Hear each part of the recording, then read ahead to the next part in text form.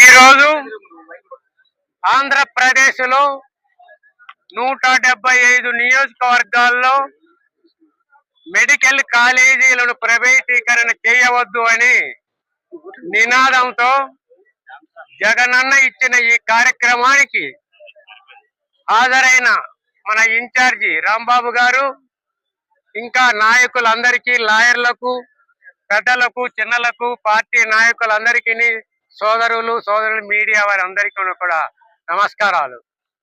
మరి మెడికల్ కాలేజీలు ఎందుకు ప్రైవేటీకరణ చేస్తున్నారని ఒక్కసారి మనం ఆలోచిస్తే, అట్టడుగున్న బీదవారికి వైద్య సదుపాయం లేకుండా మరి ఈనాడు ఈ ప్రభుత్వము జోబులు నింపుకోవటానికి, వారి అనుమానులందరినీ కూడా కోటీశ్వరులను చేయటానికే ఈ కార్యక్రమం వారు నిర్వహిస్తున్నారు. మరి ఇది ఎంతవరకు సబబో రాష్ట్ర ప్రజలందరూ కూడా ఆలోచించాలి. దీని మీద స్పందన రావాలని కూడా కోరుకుంటున్నాం. మరి జగన్మోహన్ రెడ్డి గారు ముఖ్యమంత్రిగా ఉన్నప్పుడు 17 మెడికల్ కాలేజీలు తీసుకొచ్చి గ్రామ స్థాయిలో అట్టడుగున్న బీదవారు, మా పిల్లలు కూడా డాక్టర్లు కావాలి, ఈ ప్రాంతంలో ఈ సమాజానికి సేవ చెయ్యాలని ఒక మంచి ఉద్దేశంతో ఆయన తీసుకొస్తే, ప్రభుత్వం మారిన వెంటనే మెడికల్ కాలేజ్ అన్నింటిని కూడా నేను ప్రైవేటీకరణ చేస్తాను అని జీవో ఇవ్వడము చాలా దారుణమైన విషయం. మరి దీన్ని బట్టి చూస్తుంటే ఈ 17 నెలల నుంచి ఈ యొక్క తెలుగుదేశం చంద్రబాబు నాయుడు గారు ముఖ్యమంత్రిగా ఉండి ప్రజలకు ఏమి చెయ్యకుండా తమ నాయకులు, ఎమ్మెల్యే స్థాయి నుంచి మొత్తం కూడా జేబులు నింపుకోవటానికి మరి ప్రైవేటీకరణ చేస్తున్నారు. మీరే చూశారు, మెడికల్ కాలేజే కాదు, మరి గ్రానైట్ చీమకుర్తి ఏబిఎం అనే అతనికి ఇచ్చారు. అలాగే హరిత హోటల్స్ ను ప్రైవేటీకరణ చేశారు. ఇక మిగిలింది ఏమిటి? మరి ఇవన్నీ కూడా ప్రైవేటీకరణ చేస్తే మరి ప్రభుత్వం ఎందుకని ప్రశ్నిస్తున్నాం. మరి అమరావతిని కూడా ప్రైవేటీకరణ చేయండి, ఇంకా మీకు లక్షల కోట్ల రూపాయలు వస్తాయి.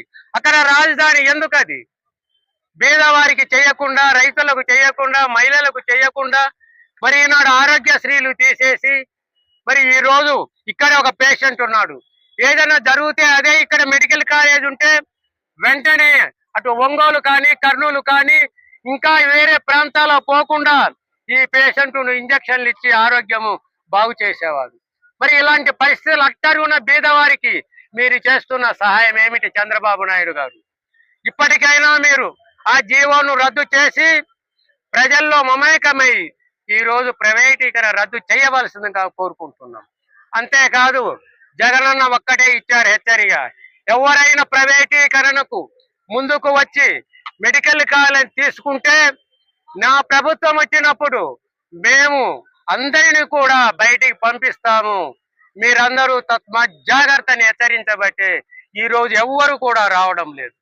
కాబట్టి ఇప్పుడు ముఖ్యంగా మేమందరం కూడా, ఇంత పార్టీ నాయకత్వం కూడా జగనన్న శ్రీకారం చుట్టిన ఈ కార్యక్రమానికి మేమందరం కూడా ఆయన మాట ప్రకారం 175 నియోజకవర్గాల్లో ఈ రోజు ప్రైవేటీకరణ వద్దని మేము డిమాండ్ చేస్తున్నాము. మీరు తప్పకుండా తల ఒగ్గి చేస్తారా, లేక ఇంతకంటే ఆందోళనకరమైన కార్యక్రమాలు చేయవలసి వస్తుందని హెచ్చరిక కూడా చేస్తున్నాం. జై హింద్, జై జగన్. అందరికీ నమస్కారం. ఈరోజు వైఎస్ఆర్ కాంగ్రెస్ పార్టీ ఆధ్వర్యంలో రాష్ట్ర వ్యాప్తంగా 175 నియోజకవర్గాల్లో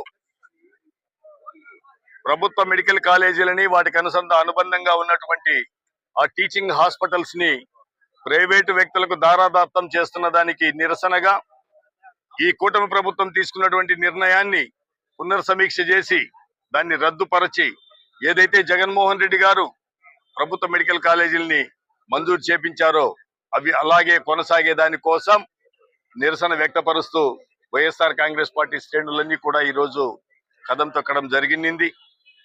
ప్రతి ఒక్కరు కూడా దయచేసి గమనించాలి, ఈరోజు ఎన్నికల కోసమో ఓట్ల కోసమో మీ దగ్గరికి మేము రావడం లేదు, ఈ ఉద్యమాలు చేయడం లేదు. ఎన్నికల కోసం పోవాలంటే ఇంకా 3.5 సంవత్సరాలు ఉంది.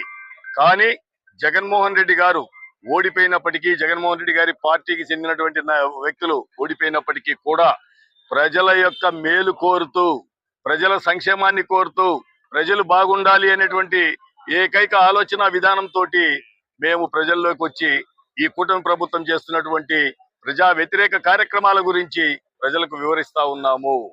అలాగే ప్రజలందరూ కూడా గమనించాలి, ఈ రోజు లక్షల కోట్ల రూపాయలు ఖర్చు పెట్టి ఒకే ఒక్క రాజధాని అని చెప్పేసి రాజధాని ఖర్చు పెడతా ఉన్నారు. పోలవరం అని చెప్పేసి ఖర్చు పెడతా ఉన్నారు. మిగిలిన ప్రాంతాల యొక్క అభివృద్ధి అవసరం లేదా? 17 కాలేజీలు మెడికల్ కాలేజీలు ఇస్తే 17 ప్రాంతాల్లో అభివృద్ధి చెందుతాయి కదా. ప్రైవేట్ మెడికల్ కాలేజీలు అయితే ప్రజలకు నష్టం జరుగుతుంది కదా. విద్యార్థులు ఎంతగానో కోల్పోతారు కదా. ఇవన్నీ మీరు ఎందుకు ఆలోచన చేయడం లేదు? కేవలం ఒక్కొక్క కాలేజీకి 500 కోట్లు ఖర్చు పెడితే 5,000 కోట్లతోటి పూర్తయితాయి. ప్రభుత్వ పరంగా నిర్వహిస్తే ఈ పేద ప్రజలకు, మధ్యతరగతి కుటుంబాలకు, డబ్బు లేని వారందరికీ కూడా ప్రభుత్వ పరంగానే నాణ్యమైనటువంటి వైద్యం అనేది అందుద్ది. అలాగే చదువుకునేటువంటి బిడ్డలకు కూడా ప్రయోజనం చేకూరుతుంది. ఈ రోజు ప్రైవేట్ కి గవర్నమెంట్ కి వ్యత్యాసం లేదని చెప్పేసి కూటమి ప్రభుత్వం చెప్తా ఉన్నింది. చాలా దుర్మార్గమైనటువంటి విషయం. ఎందుకంత గట్టిగా నేను మాట్లాడుతున్నానంటే దానికి దీనికి వ్యత్యాసం లేకపోతే ఈడ పెట్టుబడి పెట్టి ఈ కాలేజీలు నిర్వహించేదానికి వచ్చేటువంటి వ్యక్తులు ఏమన్నా సేవా దృక్పథంతో వస్తున్నారా? ఇక్కడికి సేవా దృక్పథంతో రావడం లేదే. వాళ్ళు పెట్టినటువంటి పెట్టుబడి, దాని మీద వడ్డీ, దాని మీద లాభం ఆశించి వాళ్ళు కార్యక్రమం చేపడతా ఉన్నారు. అవి జరిగితే ఈ డబ్బంతా ఎవరి మీద వసూలు చేసుకోవాలి? అలాగే ప్రభుత్వ మెడికల్ కాలేజీలు అందరికీ తెలిసిన విషయమే. ప్రభుత్వ మెడికల్ కాలేజీల్లో నీట్లో మంచి ర్యాంక్ వచ్చిన వాళ్ళు అది కోరుకున్న తర్వాత, అక్కడ సీట్లు పూర్తయిన తర్వాత మాత్రమే ప్రైవేట్ కాలేజీల జోలికి వెళ్తారు. ఉదాహరణకి 2023 సంవత్సరంలో జగన్మోహన్ రెడ్డి గారి సారథ్యంలో 5 ప్రభుత్వ మెడికల్ కాలేజీలని ప్రారంభిస్తే ఈ రోజు నీట్ లో హైయెస్ట్ ర్యాంక్ వచ్చిన వాళ్ళు ఆ మెడికల్ కాలేజీల్లో కూడా సీట్లు పొందిన తర్వాతనే ప్రైవేట్ జోలికి వెళ్తున్నారు. అది ప్రభుత్వ మెడికల్ కాలేజీలకు ఉండేటువంటి నిబద్ధత, అది ప్రభుత్వ మెడికల్ కాలేజీలకు ఉన్నటువంటి శక్తి. కాబట్టి పేద ప్రజలకు చదువును దూరం చేయొద్దు, పేదవారికి ఆరోగ్యాన్ని దూరం చేయొద్దు. మీరు పునఃపరిశీలన చేసుకోండి. రాజకీయంగా జగన్మోహన్ రెడ్డి గారి మీద కక్ష సాధింపు లేదన్నా ఉంటే అది రాజకీయంగా చూసుకోండి. ఇట్లా ప్రజలకు ఉపయోగపడేటువంటి దాన్ని అన్యాయం చేయొద్దండి. అలాగే ఈ పశ్చిమ ప్రకాశంలో ఉన్నటువంటి మార్కాపురు పశ్చిమ ప్రాంతానికి ఎక్కువ ద్రోహం చేసిన వాళ్ళు అవుతారు. గతంలో ఈ ప్రాంతంలో మన విభజన సమయంలో శ్రీకృష్ణ కమిటీ సూచనల మేరకి దొనకొండలో రాజధాని ఏర్పాటు చేయాలి.